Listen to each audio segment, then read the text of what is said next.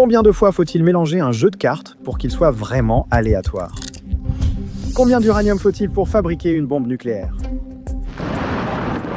Comment peut-on prédire le mot suivant dans une phrase? Et comment Google sait-il quelle page vous recherchez réellement? Eh bien, si nous connaissons la réponse à toutes ces questions, c'est grâce à une étrange querelle mathématique en Russie qui a eu lieu il y a plus de 100 ans. En 1905, des groupes socialistes de toute la Russie se sont soulevés contre le tsar, le dirigeant de l'Empire. Ils exigeaient une réforme politique complète, ou à défaut, qu'il abdique totalement du pouvoir. Cela a divisé la nation en deux, d'un côté les tsaristes, de l'autre leurs opposants. Ils voulaient défendre le statu quo et maintenir le tsar au pouvoir. Mais de l'autre côté, il y avait les socialistes qui voulaient une réforme politique complète. Cette division était si profonde qu'elle s'est infiltrée dans toutes les sphères de la société, même parmi les mathématiciens qui ont commencé à prendre parti. Du côté du tsar, il y avait Pavel Nekrasov, surnommé officieusement le tsar des probabilités. Nekrasov était un homme profondément religieux et influent, et il utilisait son statut pour soutenir que les mathématiques pouvaient servir à expliquer le libre arbitre et la volonté de Dieu. Son ennemi intellectuel du côté socialiste était Andreï Markov, également connu sous le nom d'Andreï le Furieux. Markov, athée, n'avait aucune patience pour ceux qui manquaient de rigueur, comme Nekrasov selon lui, car les mathématiques n'avaient rien à voir avec le libre arbitre ou la religion. Il a donc critiqué publiquement le travail de Nekrasov, le qualifiant d'abus des mathématiques. Leur rivalité tournait autour de l'idée principale que l'on utilisait depuis 200 ans pour faire des probabilités, et nous pouvons l'illustrer avec un simple lancer de pièces. Quand je lance la pièce 10 fois, j'obtiens 6 fois face et 4 fois pile, ce qui n'est évidemment pas le 50-50 auquel on pourrait s'attendre.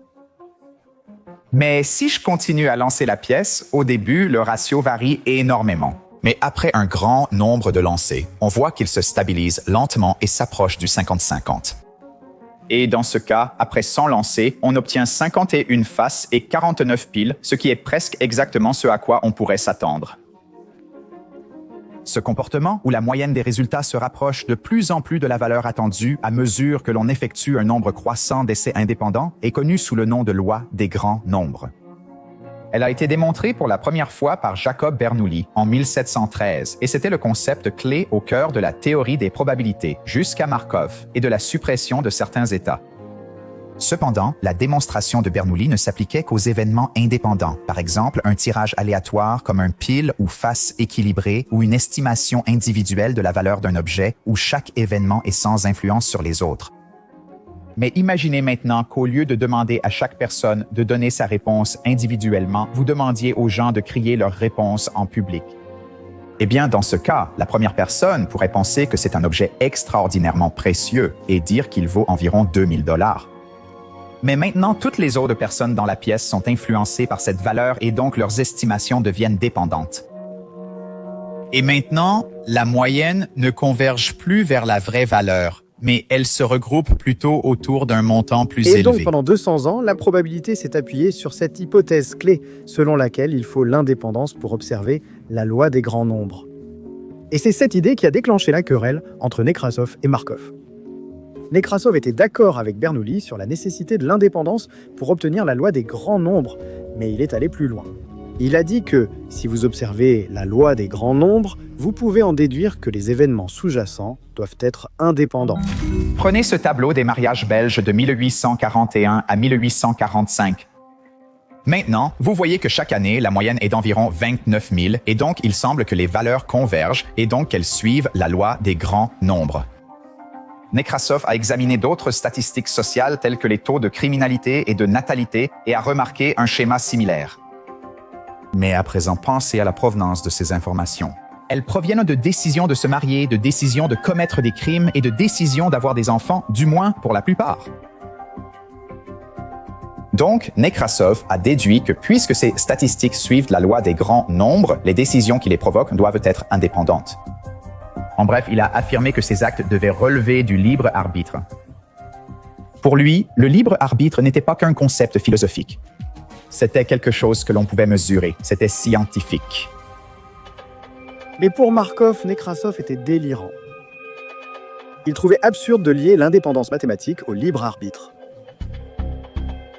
Alors Markov s'est mis en tête de prouver que des événements dépendants pouvaient aussi obéir à la loi des grands nombres et qu'on pouvait toujours faire des probabilités avec des événements dépendants. Pour cela, il avait besoin de quelque chose où un événement dépendait clairement de ce qui précédait et il a eu l'idée que c'est ce qui se passe dans un texte. Le fait que votre prochaine lettre soit une consonne ou une voyelle dépend fortement de la lettre actuelle. Pour tester cela, Markov s'est tourné vers un poème au cœur de la littérature russe, Eugène Onegin d'Alexandre Pouchkine. Il a pris les 20 000 premières lettres du poème, a supprimé toute la ponctuation et les espaces, puis les a rassemblées en une longue chaîne de caractères. Il a compté les lettres et a constaté que 43% étaient des voyelles et 57% étaient des consonnes. Markov a ensuite divisé la chaîne en paires qui se rejoignent. Il avait 4 combinaisons possibles. Voyelle-voyelle, consonne-consonne, voyelle-consonne ou consonne-voyelle. Si les lettres étaient indépendantes, la probabilité d'une paire voyelle-voyelle serait la probabilité d'une voyelle au carré, soit environ 0,18 ou 18%. Mais lorsque Markov a réellement compté, il a constaté que les paires voyelle-voyelle n'apparaissent que 6% du temps, bien moins que si elles étaient indépendantes.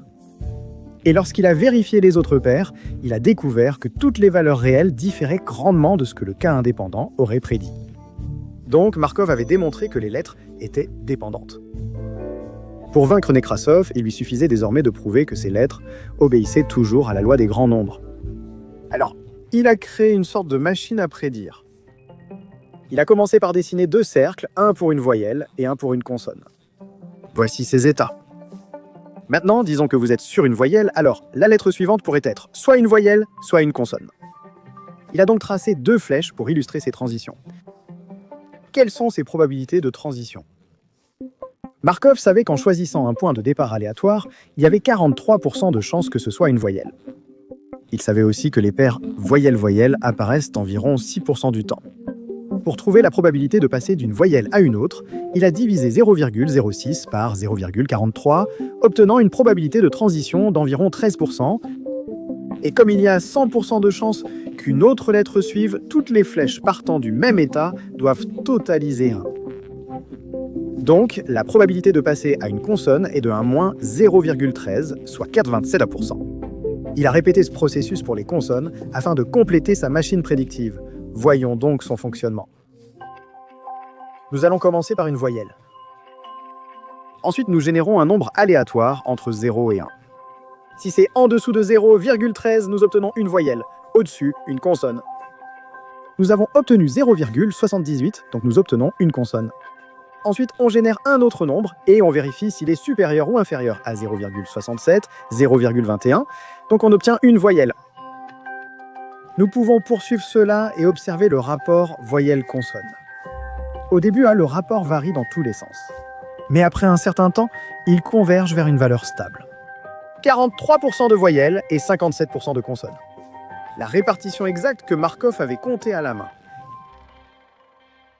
Markov avait donc créé un système dépendant, une véritable chaîne d'événements, et il a montré que cela suivait toujours la loi des grands nombres, ce qui signifiait que constater une convergence dans les statistiques sociales ne prouvait pas que les décisions sous-jacentes étaient indépendantes. En d'autres termes, ces statistiques ne prouvent pas du tout le libre arbitre. Markov avait démoli l'argument de Nekrasov et il le savait. Il a donc conclu son article par une dernière critique à l'encontre de son rival. Le libre arbitre n'est donc pas indispensable aux probabilités. En fait, l'indépendance n'est même pas nécessaire pour faire des probabilités. Avec cette chaîne de Markov, comme on l'a appelée, il a trouvé un moyen de faire des probabilités avec des événements dépendants. Cela aurait dû être une avancée majeure, car dans le monde réel, presque tout dépend de quelque chose d'autre. Je veux dire, le temps qu'il fera demain dépend des conditions d'aujourd'hui. La façon dont une maladie se propage dépend de qui est infecté en ce moment. Et le comportement des particules dépend du comportement des particules qui les entourent. De nombreux processus peuvent être modélisés par des chaînes de Markov. Les gens pensent-ils que c'était un moment décisif, du genre « Oh, Nekrasov est éliminé, Markov est un homme », ou bien les gens ne l'ont pas vraiment remarqué, ou c'était peu clair, ou... J'ai l'impression que les gens n'ont pas vraiment remarqué. Ce n'était pas vraiment un gros truc, et Markov lui-même ne semblait pas vraiment se soucier de la façon dont cela pourrait être appliqué à des événements pratiques. Il a écrit « Je ne m'intéresse qu'aux questions d'analyse pure. Je considère la question de l'applicabilité avec indifférence. » Il était loin de se douter que cette nouvelle forme de théorie des probabilités jouerait bientôt un rôle majeur dans l'un des développements les plus importants du XXe siècle. Le matin du 16 juillet 1945, les États-Unis ont fait exploser le gadget, la première bombe nucléaire au monde. La bombe au plutonium de 6 kg a provoqué une explosion équivalente à près de 25 000 tonnes de TNT. Ceci était l'aboutissement du projet Manhattan, un projet top secret qui a duré 3 ans et rassemblé certaines des personnes les plus intelligentes de l'époque, dont Julius Robert Oppenheimer, John von Neumann et un mathématicien peu connu nommé Stanislav Ulam. Même après la guerre, Stanislav Ulam a poursuivi ses recherches pour comprendre le comportement des neutrons dans une bombe nucléaire. Une bombe nucléaire fonctionne à peu près comme ceci. Disons que vous avez un cœur d'uranium-235. Ensuite, lorsqu'un neutron frappe un noyau d'uranium-235, celui-ci se divise, libérant de l'énergie et 2 ou 3 neutrons supplémentaires. Si en moyenne, ces nouveaux neutrons vont frapper et diviser plus d'un autre noyau d'uranium-235, vous obtenez une réaction en chaîne incontrôlée. Donc vous avez une bombe nucléaire, mais obtenir l'uranium-235, le combustible fissile requis pour les bombes, était très difficile. Donc l'une des questions clés était simplement de savoir combien il en fallait pour fabriquer une bombe. Et c'est pourquoi Ulam voulait comprendre comment les neutrons se comportent. Mais ensuite, en janvier 1946, tout s'est arrêté. Ulam a été frappé par une encéphalite soudaine et sévère, une inflammation du cerveau qui a failli le tuer. Sa convalescence fut longue et lente et Ulam passa la plupart de son temps alité. Pour passer le temps, il s'adonnait au solitaire, un jeu de cartes simple. Mais alors qu'il jouait d'innombrables parties, en gagnant certaines, en perdant d'autres, une question ne cessait de le tourmenter. Quelles sont les chances qu'une partie de solitaire mélangée au hasard puisse être gagnée? Le problème était plus difficile à résoudre qu'il n'y paraissait. Ulam jouait avec les 52 cartes, où chaque arrangement créait une partie unique. Donc, le nombre total de parties possibles était de 52 factoriel, soit environ 8 fois 10 puissance 67. Résoudre cela analytiquement était donc sans espoir. Mais Ulam a eu une illumination, et s'il jouait des centaines de parties et comptait combien pouvaient être gagnées, cela lui fournirait une approximation statistique de la réponse. De retour à Los Alamos, les scientifiques ont étudié des problèmes plus complexes que le solitaire, comme comprendre le comportement des neutrons dans un cœur nucléaire. Dans un cœur nucléaire, d'innombrables neutrons interagissent avec leur environnement. Le nombre de résultats possibles est donc immense et semblait impossible à calculer directement. Mais de retour au travail, Ulam a eu une révélation soudaine. Et si nous pouvions simuler ces systèmes en générant de nombreux résultats aléatoires, comme je l'ai fait avec le solitaire? Il a partagé cette idée avec von Neumann, qui a immédiatement reconnu sa puissance, mais a aussi relevé un problème clé. Dans le solitaire, chaque partie est indépendante. La distribution des cartes dans une partie n'affecte pas la suivante. Mais les neutrons sont différents. Leur comportement dépend de leur position et de leur historique. Vous ne pouviez donc pas simplement échantillonner des résultats aléatoires, comme au solitaire. Au lieu de cela, il fallait modéliser toute une chaîne d'événements où chaque étape influençait la suivante. John von Neumann a compris qu'une chaîne de Markov était nécessaire. Ils ont donc créé une version simplifiée qui fonctionne à peu près comme ceci. Désormais, l'état initial est un simple neutron traversant le cœur. Et à partir de là, 3 choses peuvent se produire. Il peut être diffusé par un atome et continuer sa trajectoire. Cela donne une flèche qui revient vers lui-même. Il peut quitter le système ou être absorbé par un matériau non fissile, auquel cas il ne participe plus à la réaction en chaîne et met donc fin à sa chaîne de Markov. Ou il peut frapper un autre atome de uranium-235 déclenchant un événement de fission et libérant 2 ou 3 autres neutrons qui vont alors commencer leur propre chaîne. Mais dans cette chaîne, les probabilités de transition ne sont pas fixes. Elles dépendent de la position, la vitesse et l'énergie du neutron, ainsi que de la configuration et de la masse de l'uranium. Ainsi, un neutron rapide aurait 30% de chances de se disperser, 50% d'être absorbé ou de s'échapper, et 20% de causer une fission. mais un neutron se déplaçant plus lentement aurait des probabilités différentes. Ensuite, ils ont fait tourner cette chaîne sur le tout premier ordinateur électronique au monde, l'ENIAC. L'ordinateur commençait par générer aléatoirement les conditions initiales d'un neutron, puis suivait la chaîne pour comptabiliser combien de neutrons étaient produits en moyenne par essai, ce qu'on appelle le facteur de multiplication K. Donc, si en moyenne un neutron produit 2 autres neutrons, alors K est égal à 2. Et si en moyenne 2 neutrons produisent 3 neutrons, alors K est égal à 3 sur 2, et ainsi de suite. Après avoir parcouru la chaîne pour un nombre d'étapes définies, nous recueillons la valeur moyenne de K et l'enregistrons dans un histogramme. Ce processus a ensuite été répété des centaines de fois et les résultats sont additionnés, ce qui vous donne une distribution statistique du résultat. Si l'on constate que dans la plupart des cas, K est inférieur à 1, la réaction s'éteint. Si c'est égal à 1, il y a une réaction en chaîne auto-entretenue, mais elle ne croît pas. Et si K est supérieur à 1, la réaction croît de façon exponentielle et vous avez une bombe. Avec cela, von Neumann et Ulam disposaient d'une méthode statistique pour déterminer combien de neutrons étaient produits sans avoir à faire de calcul exact. En somme, ils pouvaient approximer des équations différentielles trop ardues à résoudre analytiquement. Il ne manquait qu'un nom pour la nouvelle méthode. Or, l'oncle d'Ulam était un joueur invétéré, et l'échantillonnage aléatoire et les enjeux élevés rappelaient à Ulam le casino de Monte-Carlo à Monaco. Le nom est resté, donnant naissance à la méthode de Monte-Carlo. La méthode a eu tellement de succès qu'elle n'est pas restée secrète bien longtemps. Fin 1948, des scientifiques du laboratoire Argonne à Chicago l'ont utilisée pour étudier la conception de réacteurs nucléaires. À partir de là, l'idée s'est vite propagée. Ulam a plus tard fait remarquer « C'est toujours pour moi une source inépuisable d'étonnement de voir comment quelques gribouillis sur un tableau noir ont pu changer le cours des affaires humaines. » Ce ne serait pas la dernière fois qu'une méthode basée sur une chaîne de Markov changerait le cours de l'histoire. En 1993, Internet a été ouvert au public et bientôt il a explosé. Au milieu des années 90, des milliers de nouvelles pages apparaissaient chaque jour et ce nombre ne cessait d'augmenter. Cette expansion constante d'informations pose un nouveau défi. Comment trouver ce qu'on cherche dans cet océan de données? En 1994, Jerry Yang et David Filo, doctorants à Stanford, ont créé le moteur de recherche Yahoo pour résoudre ce problème. Mais ils avaient besoin d'argent. Un an après, ils ont organisé une rencontre avec Masayoshi Son, le milliardaire japonais surnommé le Bill Gates du Japon. Ils cherchaient à lever 5 millions de dollars pour leur nouvelle start-up. Mais Son a d'autres plans. Il propose d'investir 100 millions de dollars au lieu de cela. C'est 20 fois plus que ce que les fondateurs demandaient. Jerry Yang refuse en disant « Nous n'avons pas besoin d'autant ». Mais Son n'est pas d'accord. Jerry, tout le monde a besoin de 100 millions de dollars.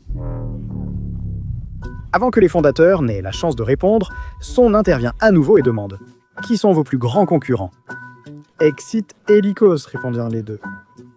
Son ordonne à son associé de noter ses noms, puis il dit « Si vous ne me laissez pas investir dans Yahoo, j'investirai dans l'un d'eux et je vous écraserai. » Son avait compris que les moteurs de recherche leaders de l'époque ne possédaient pas de technologie supérieure. Ils n'avaient aucun avantage technologique sur les autres. Ils classèrent les pages selon la fréquence d'un terme de recherche sur chaque page.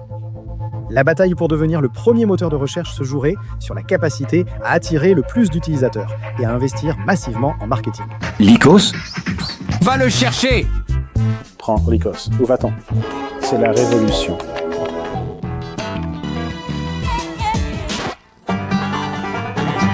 Son avait beaucoup d'argent pour le marketing, ce qui lui permettait de décider qui gagnerait la guerre.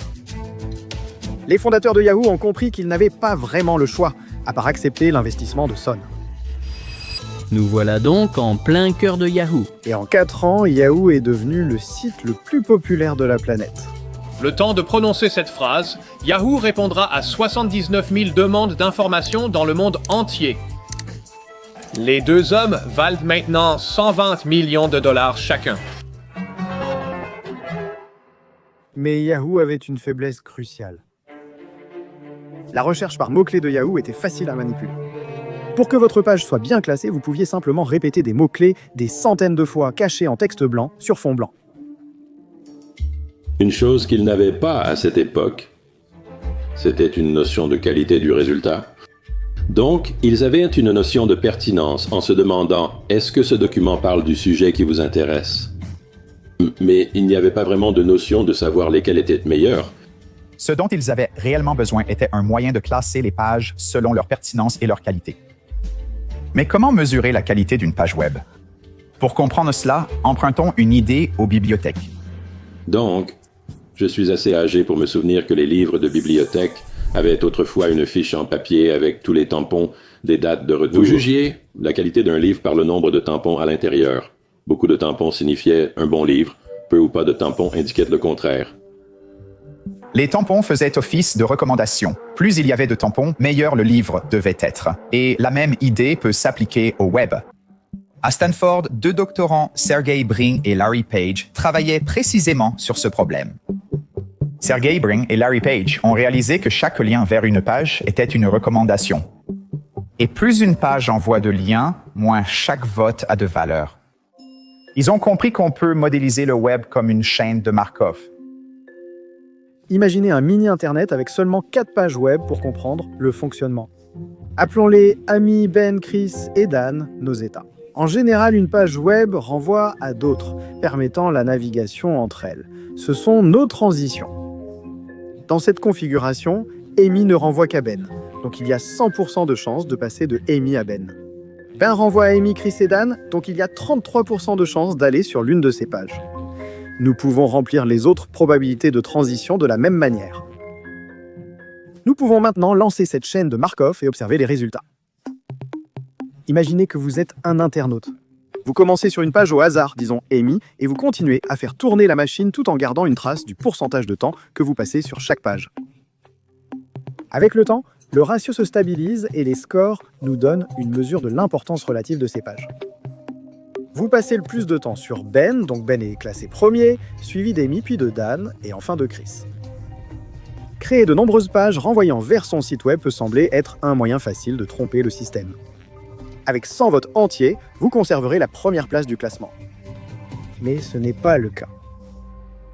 Lors de leur début, ils peuvent sembler valoriser votre page, mais aucun autre site web ne les référence.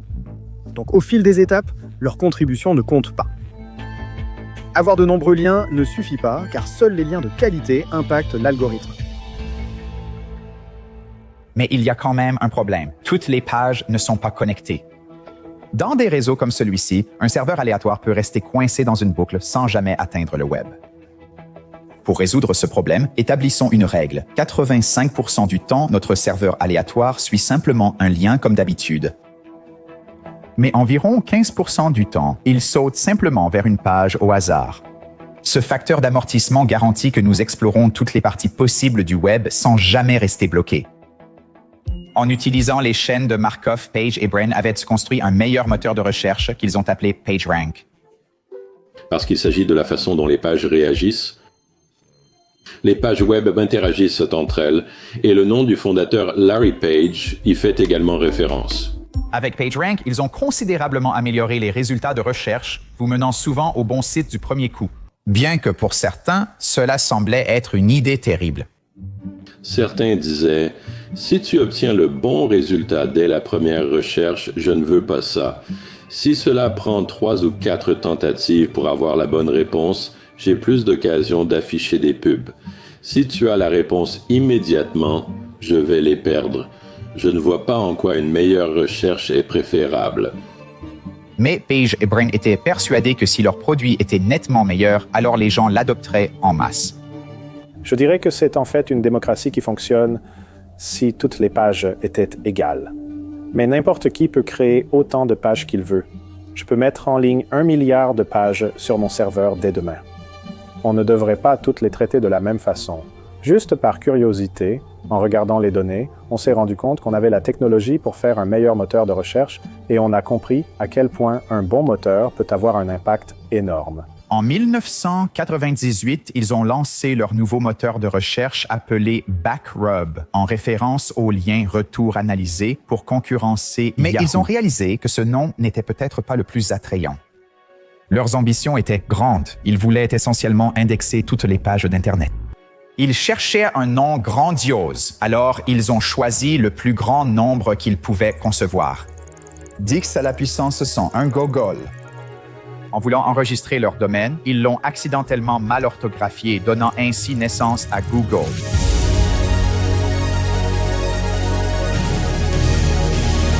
En 4 ans, Google est devenu le moteur de recherche le plus populaire, surpassant Yahoo. Quiconque utilise Internet connaît sûrement Google. Chercher sur Google, c'est vital pour les ados. Et aujourd'hui, Alphabet, qui est la société mère de Google, vaut environ 2000 milliards de dollars.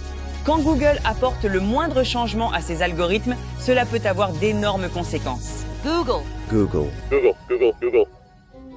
Ils sont en feu, et la raison pour laquelle ils le sont, c'est parce qu'ils sont concentrés. Ils sont plus concentrés que Yahoo qui fait de la recherche, et plus concentrés que Microsoft qui fait de la recherche avec Bing. Yahoo a beaucoup de trafic, ils en ont toujours eu, ils ont de très bonnes plateformes, mais je ne pense pas que Yahoo soit l'endroit de référence, tu vois? Et au cœur de cet algorithme valant des milliards de dollars se trouve une chaîne de Markov qui ne prend en compte que l'état actuel pour prédire ce qui va se passer ensuite. Mais dans les années 1940, Claude Shannon, le père de la théorie de l'information, a commencé à poser une question différente. Il est revenu à l'idée originale de Markov de prédire le texte, mais au lieu d'utiliser seulement les voyelles et les consonnes, il s'est concentré sur les lettres individuelles. Et il s'est demandé, que se passerait-il si, au lieu de ne regarder que la dernière lettre comme prédicteur, je regardais les 2 dernières? Eh bien, avec ça, il a obtenu un texte qui ressemblait à ceci. Ça ne semble pas très cohérent pour le moment, mais on peut distinguer quelques mots reconnaissables, comme way, off et the. Mais Shannon était convaincu qu'il pouvait faire mieux. Alors ensuite, au lieu de regarder les lettres, il s'est demandé « Et si j'utilisais des mots entiers comme prédicteurs ?» Cela lui a donné des phrases comme celle-ci. La tête est devant pour attaquer sur un écrivain anglais que le caractère de ce point est donc une autre méthode pour les lettres que le moment de celui qui a dit le problème pour un inattendu. Clairement, cela n'a aucun sens. Mais Shannon a remarqué que des séquences d'environ 4 mots avaient généralement du sens. Par exemple, attaquer sur un écrivain anglais a un certain sens. Shannon a donc appris qu'on pouvait faire de meilleures prédictions sur le mot suivant en tenant compte d'un plus grand nombre de mots précédents. C'est un peu comme ce que fait Gmail quand il prédit ce que vous allez taper ensuite. Et ce n'est pas un hasard. Les algorithmes qui font ces prédictions sont basés sur des chaînes de Markov. Ils n'utilisent pas forcément des lettres, tu vois, ils utilisent ce qu'ils appellent des tokens. Certains sont des lettres, d'autres des mots, signes de ponctuation, etc. Donc c'est un ensemble plus grand que simplement l'alphabet. Le jeu consiste simplement à dire, nous avons cette séquence de tokens, disons une 30aine, et on se demande quelle est la probabilité que le prochain token soit celui-ci ou celui-là ou encore celui-ci. Mais les modèles de langage d'aujourd'hui ne traitent pas tous ces tokens de manière égale. Parce que, contrairement aux simples chaînes de Markov, ils utilisent aussi quelque chose appelé l'attention, qui dit au modèle sur quoi se concentrer.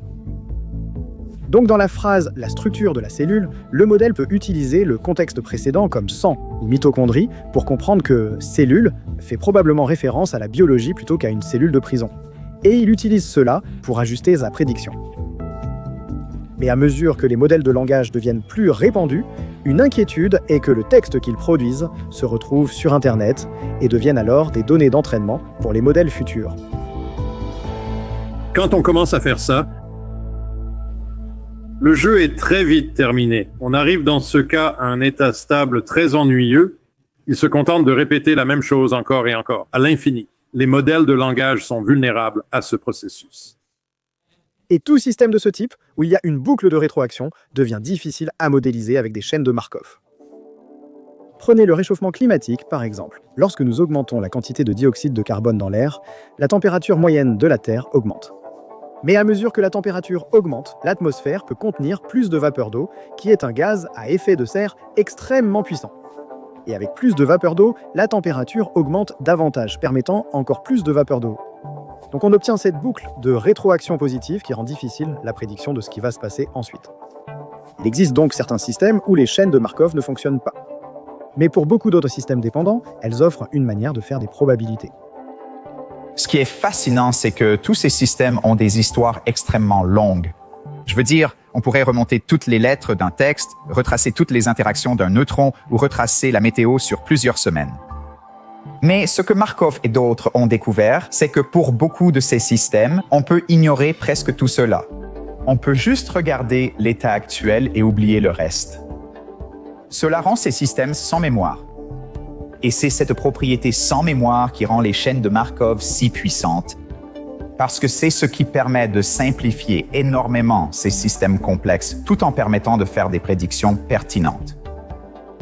Comme l'a écrit un article, résoudre un problème revient souvent à créer une chaîne de Markov appropriée. C'est un peu ridicule pour moi que ce fait fondamental des mathématiques soit né d'une dispute comme celle-là qui, franchement, n'avait rien à voir. Mais tout indique que c'est vraiment cette volonté de discréditer un rival qui a poussé Markov à faire ce travail. Mais il y a une question à laquelle on n'a toujours pas répondu. En jouant au solitaire, comment Ulam savait-il que ces cartes étaient parfaitement mélangées? Je veux dire, combien de mélanges faut-il pour obtenir un arrangement totalement aléatoire des cartes? Si vous avez un paquet de cartes, vous devez le mélanger, n'est-ce pas? Combien de fois faut-il mélanger? Vous savez, on le coupe en deux, puis on fait le... Combien de fois faut-il mélanger pour que ce soit complètement aléatoire? 2. 2. Je dis 26. 4 fois. 4 fois. Je sais pas. 52 fois. Ok, ce n'est pas une mauvaise estimation. 7? C'est bien 7. Vraiment? Oui. Donc, on peut considérer le mélange de cartes comme une chaîne de Markov où chaque arrangement du paquet est un état et chaque mélange une étape. Ainsi, pour un jeu de 52 cartes, si on le mélange à l'américaine 7 fois, alors chaque ordre possible du jeu devient à peu près aussi probable que les autres. Donc, c'est essentiellement aléatoire. Mais moi, je sais faire ce genre de mélange. Alors, ce que je fais, c'est comme ça. À ton avis, combien de fois faut-il mélanger comme ça pour que ce soit aléatoire?